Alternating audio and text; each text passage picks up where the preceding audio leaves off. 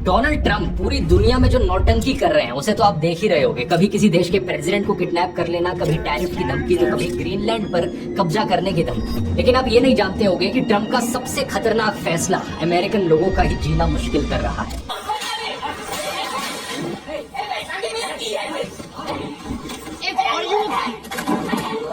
America में एक सरकारी एजेंसी है ICE नाम से, full form immigration and customs enforcement. इसे 9/11 के हमलों के बाद इलीगल इमिग्रेंट्स को डिपोर्ट करने के लिए बनाया गया था, लेकिन अब ट्रंप ने इसे अपने एजेंडा के लिए बहुत ही खौफनाक तरीके से वेपनाइज कर दिया है। वैसे तो ये एजेंसी सालों से अपना काम ठीक ठाक तरीके से करती आ रही थी, लेकिन ट्रंप ने हाल ही में इस पर एक कोटा लगा दिया है। ट्रंप ने कहा कि इस एजेंसी को हर दिन 3000 अरेस्ट करने ही होंगे। अब इसकी वजह से ICE ऑफिसर्स के ऊपर इतना प्रेशर आ रहा है कि इलीगल इमिग्रेंट्स तो छोड़ो, ग्रीन कार्ड होल्डर्स और जेन्युइन वीजा होल्डर्स और यहाँ तक कि अमेरिकन सिटीजन्स को भी ये ICE एजेंसी पकड़ रही है। ये केस देखिए, 20 साल के अमेरिकन सिटीजन मुबाशिर खालिफ हुसैन को लंच पर जाते वक्त मास्क ICE एजेंट्स ने रोककर अरेस्ट कर लिया। मुबाशिर ने कई बार कहा कि वो एक अमेरिकन सिटीजन है, लेकिन एजेंट्स ने उसकी ID तक नहीं देखी और सीधा उसे हथकड़ी लगाकर जेल डाल दिया। कम से कम 170 अमेरिकन सिटीजन्स को इसी तरीके से डिटेन किया जा चुका है, जिनमें 20 तो बच्चे ही हैं, जिनमें से 2 को कैंसर भी था।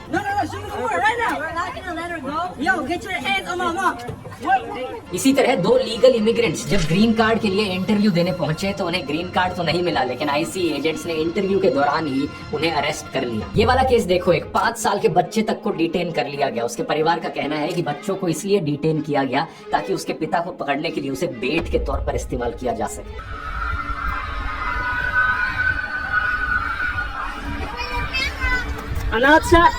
ICE एजेंट्स चारों तरफ अरेस्ट किए जा रहे हैं अपना कोटा मीट करने के लिए, हर जगह पहुंच जा रहे हैं। Restaurants, birthday parties, grocery stores, बच्चों की हैलोवीन परेड तक में चले गए हैं। ये वाला केस देखो, एक बच्चे की बर्थडे पार्टी पर तक रेड मार दी। 8 जनवरी को मिनियापोलिस में तो एक बहुत ही शॉकिंग केस देखने को मिला, जहां पर ICE एजेंट्स ने एक 37 साल की औरत को गोली मार दी और वो मारी गई।